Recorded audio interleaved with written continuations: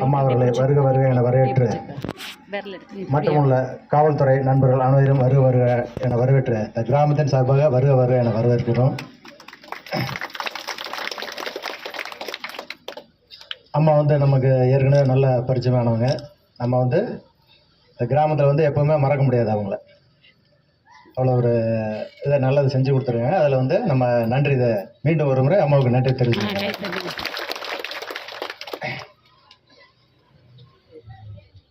இந்த நிகழ்ச்சியில் என்ன பேசணுமோ அம்மா அவங்ககிட்ட சொல்லுவாங்க, பேசுவாங்க.